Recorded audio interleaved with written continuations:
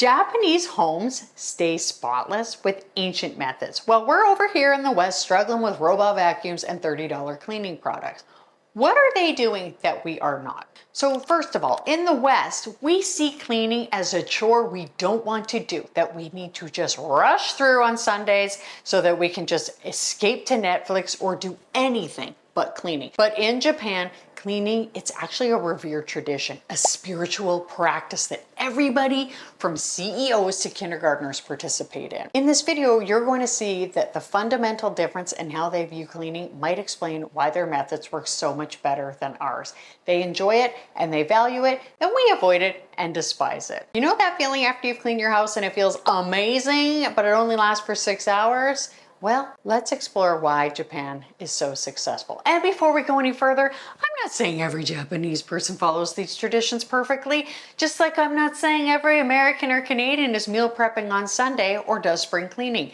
Younger generations everywhere are adapting traditions to fit modern life, but these practices are still deeply ingrained in the Japanese culture, and they reflect values that most people there grew up with. It is deep within them. And if I get anything wrong, please tell me in the comments. I would love to know. So here's what's fascinating. Japan is incredibly high tech. They have toilets that practically give you a spa experience, robot assistants, and cleaning gadgets that would make our Roombas jealous. Their bidets have more features than my car. But instead of replacing their traditional cleaning methods with technology, they actually use both. It's like having the latest smartphone, but still writing important things down in a notebook, which is what I do. So maybe I'm kind of getting in line with that culture. I don't know. Sometimes the old ways just work better. The technology handles the heavy lifting, while the traditional methods handle the mindfulness and the maintenance. The mindfulness, yes.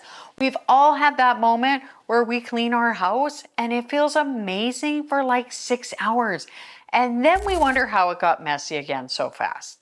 The Japanese have figured out how to make that clean feeling last, and it's not just about the gadgets. This fundamental difference, it's how they view cleaning, and it explains why their methods work so much better than ours. So let's dive into what makes Japanese cleaning so effective, starting with the most fascinating examples. And yes, despite doing Duolingo for Japanese for months and months and months, I will probably pronounce a lot or all of these words. So let's talk about my favorite thing to clean that is very important for the Japanese, and that would be floor cleaning. So first of all, Japanese people have some very specific ways that they like to clean floors, and it often involves very straight lines. So they will take a special Japanese broom and they will sweep all the way, front to back. But what is next is so cool, and that is the Zukin method. So a handmade cleaning cloth that they will make themselves, and they will take them and stitch them together. They will pile them up, old towels, cotton fabrics, and they will layer them for the perfect thickness, like not too thin at all, nice and thick. They stitch them together, and it's gorgeous, absolutely gorgeous. It's called sashiko. And well, over here, we're busy throwing away paper towels like it is confetti at a parade. They are creating cleaning cloths that could probably outlast some cars. But here's where it gets interesting. The cleaning technique of the floors in and of itself. So after they have swept, they don't often vacuum in a lot of the traditional techniques, but instead of standing and pushing a mop around like we're trying to herd some cats, they kneel down and they clean with both hands. But they apply even pressure, like they put the cloth out and they apply even pressure, and in straight lines along the grain of the floor, they will push it all the way.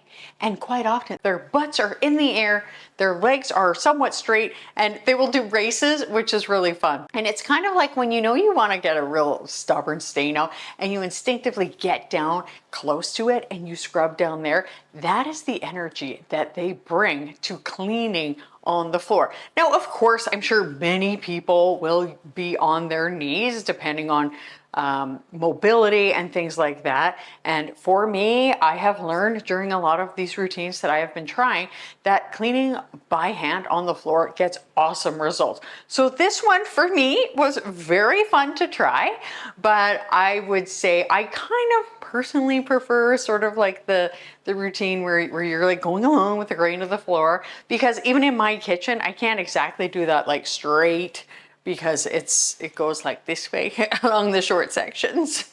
Regardless, I love it. I might even invest in some knee pads for when I'm like doing the floors, but I also love the way that they do it. I think it's really fun. Did you know that in Zen Buddhist monasteries, monks don't just clean floors, they perform what could only be described as a choreographed dance with their cleaning cloths. So picture this. Rows of monks moving in perfect synchronization, polishing wooden floors with such grace and intention that it looks like a meditation in motion. For these monks, cleaning, it isn't separate from their spiritual practice. It is their spiritual practice. They believe that as you purify your external environment, you're simultaneously purifying your internal world. And I love this so much. This is what I'm talking about on this channel. You know how much I love it. By taking care of your environment, you are taking care of your mind. It's like that feeling when you finally clean your desk and suddenly your mind feels clearer too. Yes. So the monks, they spend hours perfecting their techniques, moving their bodies in ways that honor both their space and the act itself. Talk about multitasking. Meanwhile, I'm over here. I'm the exact opposite. My poor vacuum will be like, I'm full. I can't suck up anymore. And I'm just like angrily emptying it. Such a chore. I've got some work to do. Not the monks. They see each stroke of the cloth as a form of prayer, each movement as a way to connect with something greater than themselves. It's like the difference between mindlessly scrolling versus intentionally reading a book. Similar activity, like you're reading, right? But completely different energy. One is giving, one is taking. Now, here is something that will blow your mind, and you're gonna be like, what? Japanese people traditionally rely on natural cleansers. So not just baking soda and vinegar, but they use the starchy water from washing rice as a natural cleaning solution. So first of all, not wasting the water. I love it. Second, using that starch to get in there and get things clean very gently. It's not some modern life hack. This has been used for centuries. And that starch, it's a natural degreaser and surfactant, leaving surfaces clean and shiny without any harsh chemicals. And it's like discovering that the thing that you have been pouring down the drain is actually better than the $15 bottle of cleaner that you have been buying from Walmart. And they use it on everything: counters, floors, glass, even grout. So I don't know if you've seen these videos, but here's something that will blow most Western parents' minds. Japanese schools, they don't have janitors. Instead, every single student, from tiny first graders to teenagers, spends 15 to 20 minutes each day cleaning their classrooms, the hallways, and yes, even the bathrooms. So talk about teamwork make the dream work. Can you imagine people here suggesting that at a PTA meeting? They'd be like, so we're thinking of firing the custodial staff and having little Timmy scrub the toilets instead. There would be a total revolt. People would say it's cruel and unusual. Meanwhile, it isn't punishment or child labor. It's actually essential education. Think about it. A lot of people always make jokes like, when was the last time you used algebra? Well, you need to clean your house pretty much every day. So in addition to teaching kids how to do taxes, I think this is wonderful. Students will work in teams called Han, often with music playing over the PA system, learning teamwork, responsibility, and respect for shared spaces. Do you remember how good it felt as a kid when your teacher picked you to come and clean the chalkboard? Remember the chalkboard? I actually really don't like how chalk feels, so I think the whiteboards are better. But anyway, it was like being chosen for a special mission. But in this case, I guess you get that pride of doing a job well done with all of your friends. And the older students, they mentor the younger ones, teaching them proper techniques and the importance of leaving spaces better than they found them.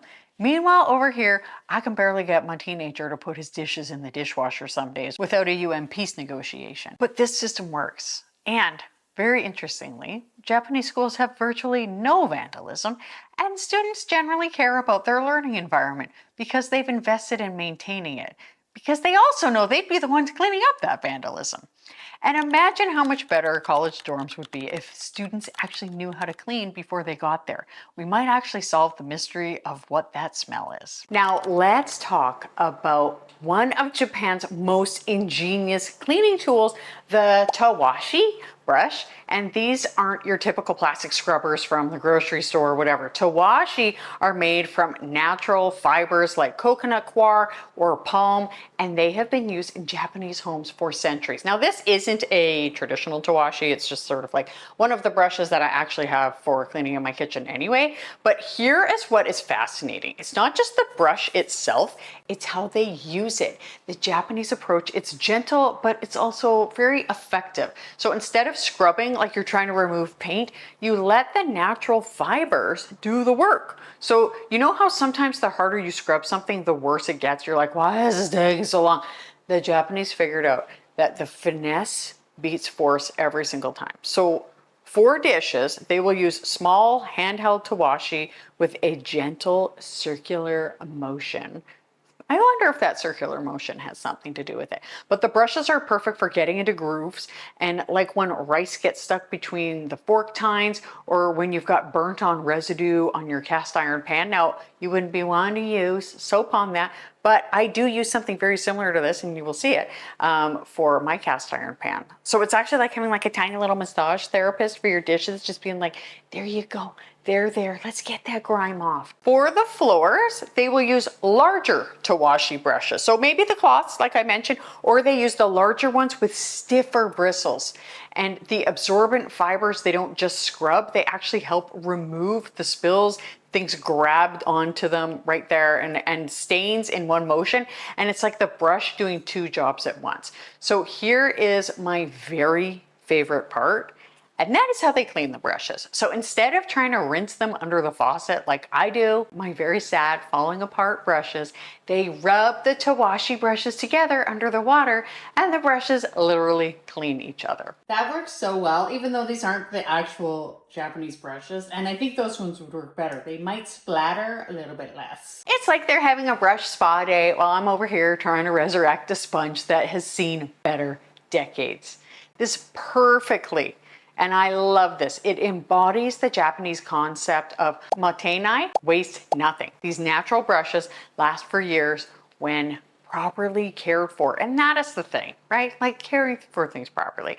Well, we're throwing away synthetic things monthly. It's the difference between having fast fashion versus investing in quality pieces that actually last.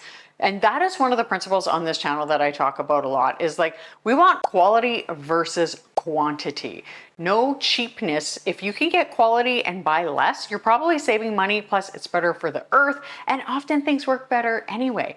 The gentle technique, the natural materials, the partner brush cleaning system, it all reflects that deeper philosophy that we talked about. Cleaning isn't about aggressive scrubbing, it's about working in harmony with your tools and your space. Japanese cleaning always follows a strict top-down approach. So you start with the highest, everybody should be doing this. You probably do this. But you start with the highest surfaces and you work your way down. So gravity becomes your ally instead of your enemy.